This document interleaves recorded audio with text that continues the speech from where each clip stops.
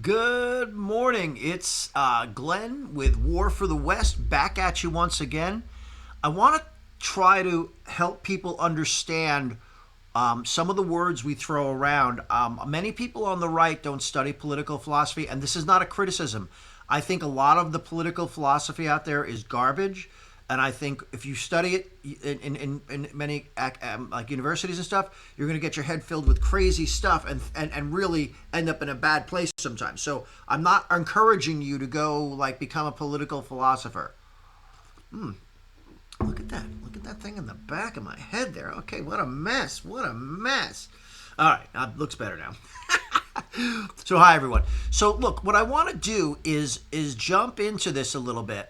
And use and talk about what these terms mean, right? What socialism means, what communism means, and what Marxism is. This is one of the things that isn't distinguished well. Marx proposed something called scientific socialism. So let me take you through these ideas, and then I'm gonna talk to you a little bit about how they threaten us and why they're problematic. What's my point?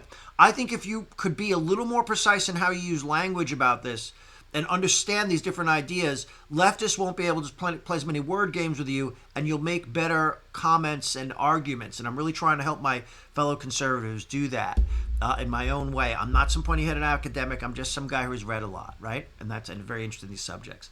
So socialism is an idea that actually predates Marx, right? Socialism was a term coined by French political philosophers very early in the 19th century, like in like 1810 or 1820. But by the way, the same people who did that, one guy named Fourier and others, I'm not gonna cite names and all this other stuff. I'm just gonna give you the quick storyline. They invented the term feminism at the same time. That should tell you something, right? And what socialism is and was and is simply the following. By the way, they lie about it here. It's very interesting. They don't lie about it. This is Google AI. I love using AI to summarize things, but be very careful when you use it to summarize subjects you don't know, because a lot of the progressive leftist definition and spin on things has gotten into AI. By the way, some of that's innocent due to the models just crawling the content that's out there. There's so much leftist political content in this area and not nearly as much right-wing content. So that's part of how it gets this way. I used to work in AI. By the way, I'm semi-retired now. But like a lot of people think that all of this is intentional. Some of the reason the AI is so biased is because the entire digital world is so biased. Yeah. So I'll leave that aside for a second. But Google's AI really does a nice job summarizing these things, and I think it's really helpful.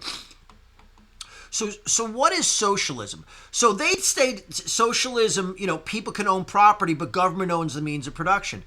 That's not really true, and that's a false distinction they're making. Socialism is this.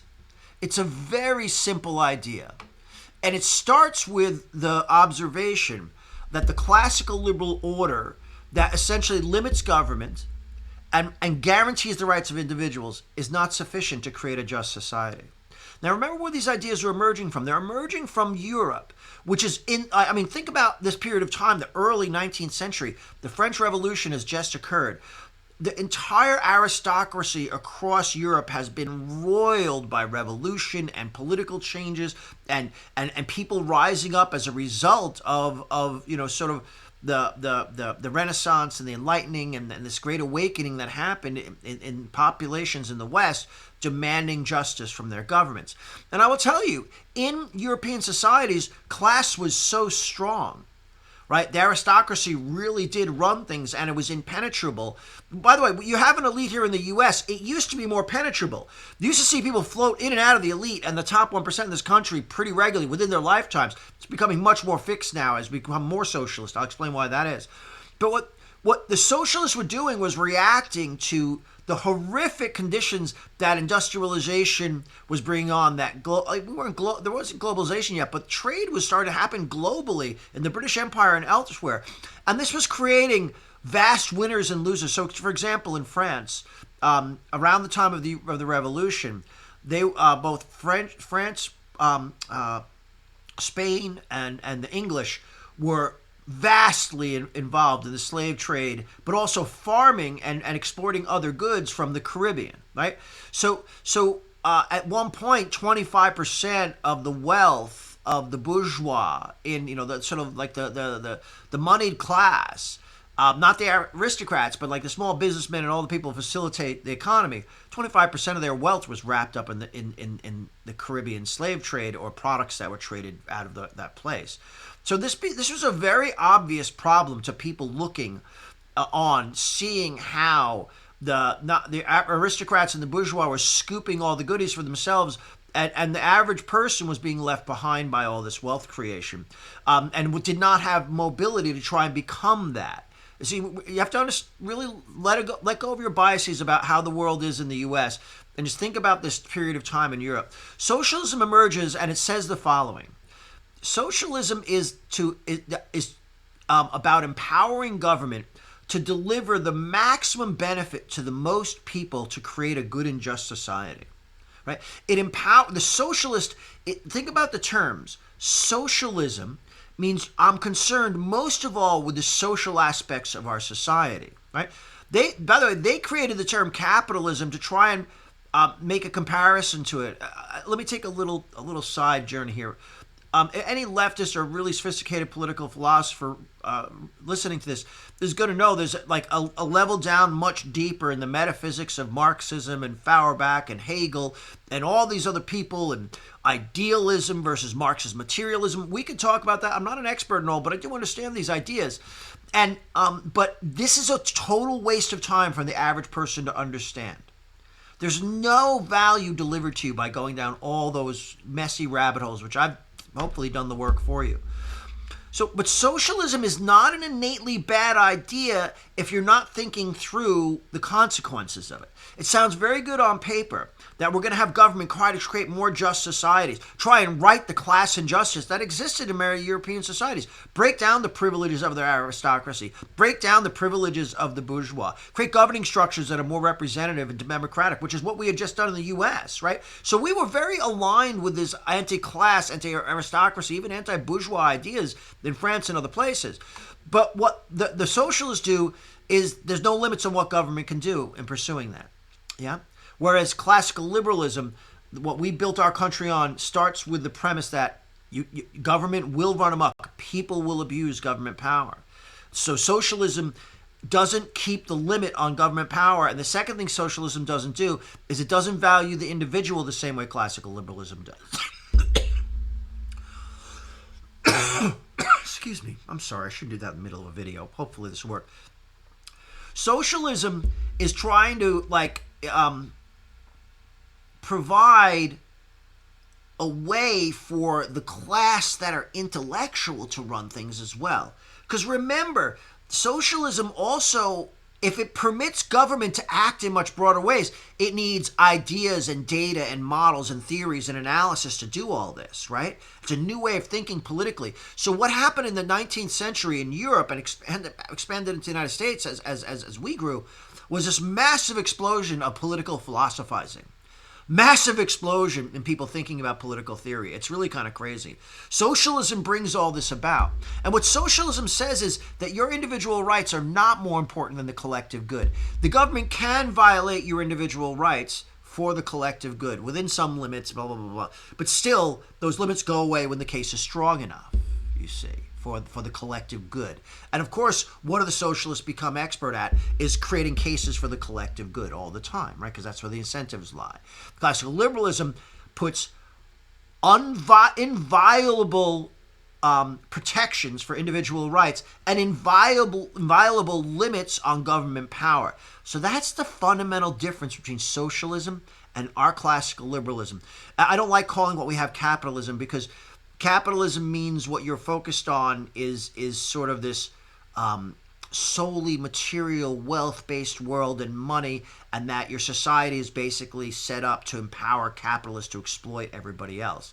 It's just not true. If the middle class in America proved that. By the way, we have less middle class because we have more socialism now. And that socialism was brought in economically under FDR. So any of you think we're not socialistic, take a breath, step back, and think about it. What was the New Deal? It was economic socialism, right? And that when FDR completed his reign, he had fully turned us into a socialist country because it put the government in the driver's seat over the economy. Ever since then, we talk about presidents creating jobs. Presidents don't ever create jobs, okay? Private businesses create jobs, right? You start to hear the government taking responsibility far more for our economic conditions after the Great Depression, which, by the way, if left alone, would have solved itself in a matter of a year or two, just like happened in 1921 and other times in our history. And the reasons we have such economic volatility had to do with the way we're managing the currency and gold reserves and other things we were doing. So the government was creating and exacerbating these problems. It didn't solve the Great Depression. By the way, all the programs FDR rolled out after lying about what he was going to do when he got elected. He ran on cutting government spending by 25%. People don't know any of this anymore because they're not taught anymore because the left controls education. So socialism was already embedded conceptually and philosophically into the governing class of the United States by the time FDR is out of power. So this is why you're constantly seeing these conflicts all day, like as a political person on the right, because you think we're a classically liberal society. You don't understand that we've already created a lot of the infrastructure for the kind of socialism that I'm talking about. Now let's go back to this display for a second. So what is communism? Communism is a much simpler and easier idea to explain. The kibbutzes in Israel are a great example of communism. They all failed, by the way. And so what this definition would say is that, in socialism, you still have private ownership of property, but not the means of production. In communism, all property and means of production are held collectively by people and then run by workers. It's also, communism is supposed to be a classless society.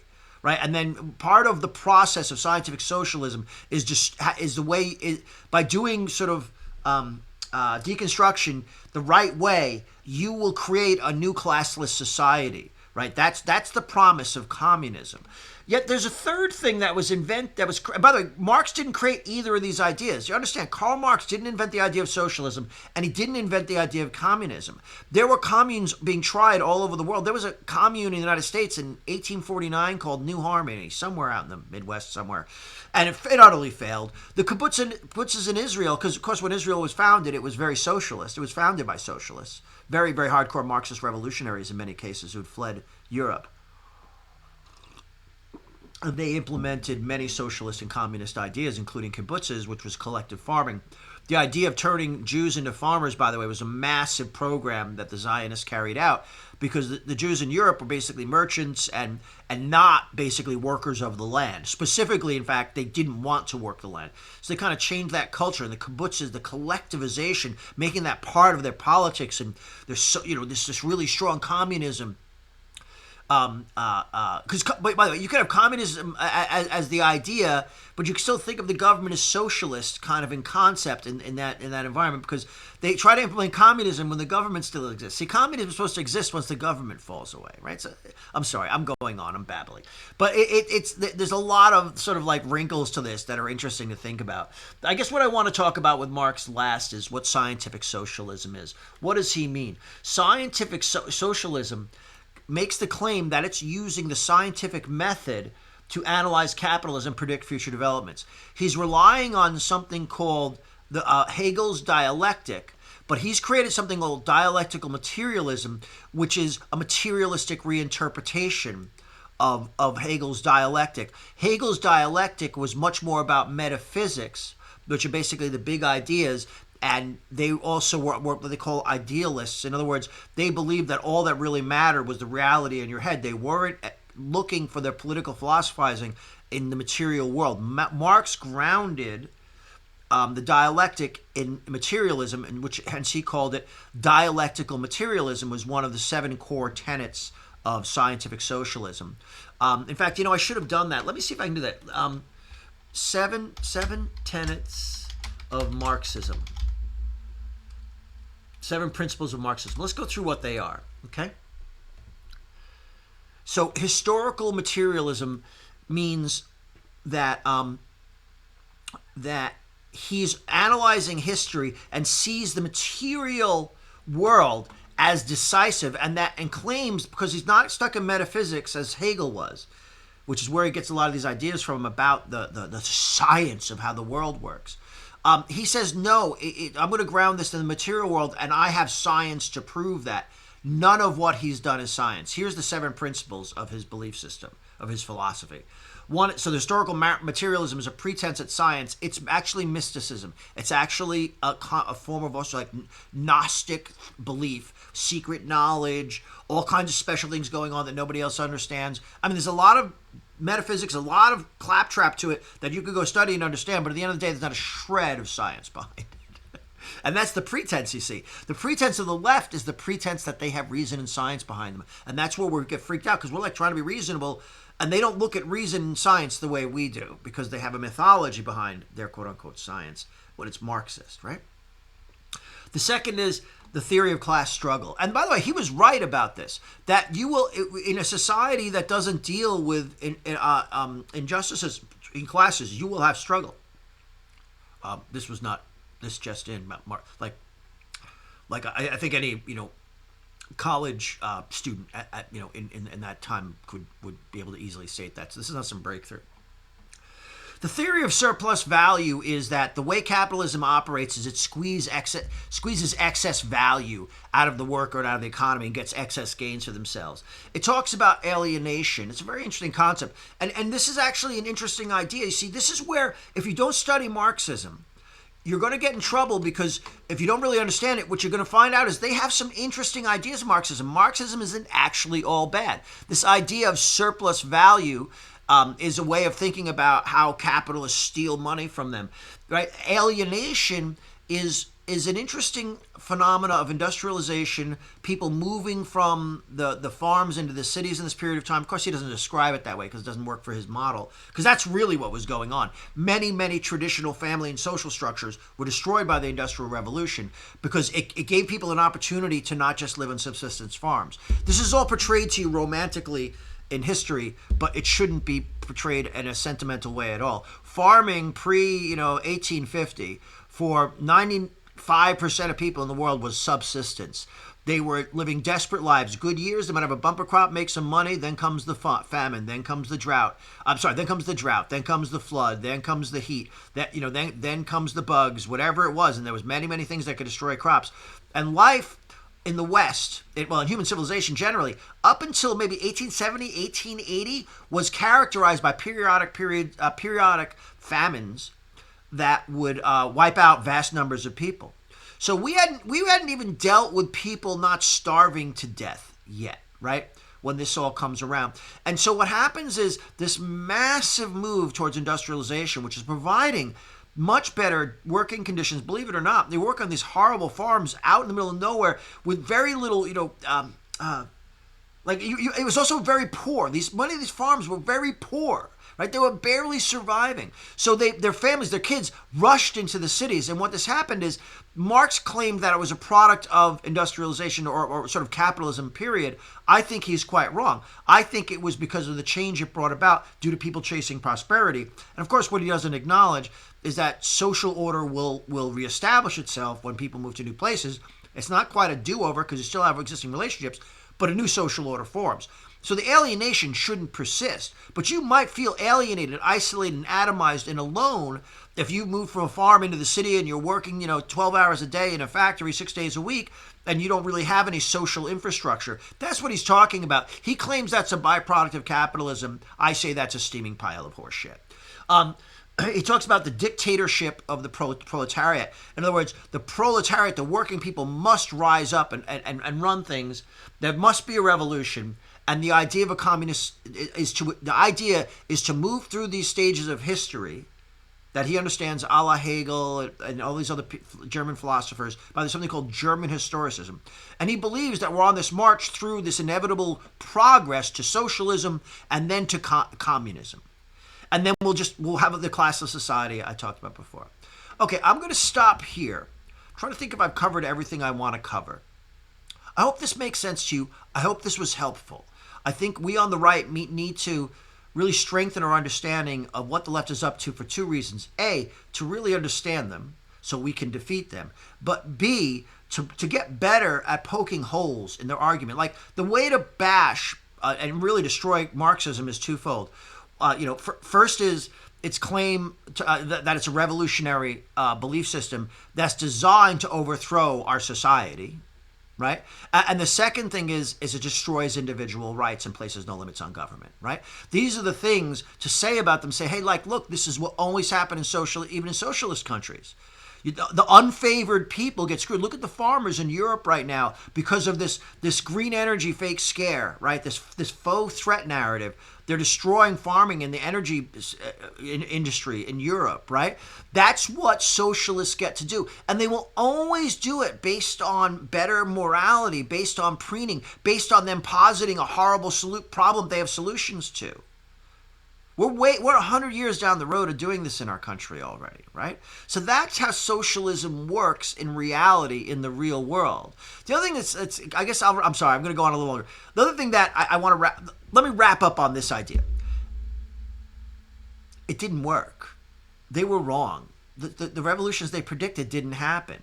They had to go and enforce these revolutions. What they did everywhere they went, whether it was in China, whether it was in Russia, in the what became the Soviet Union, everywhere else, Cambodia, etc., Venezuela, anytime, Cuba, it's always imposed. Their proletariat uprising and running things never, ever happens. It's an impractical idea, by the way. I'm going to say something awful, but this is also because I'm not a Marxist. I'm not an ideologue. I actually am empirical first and last.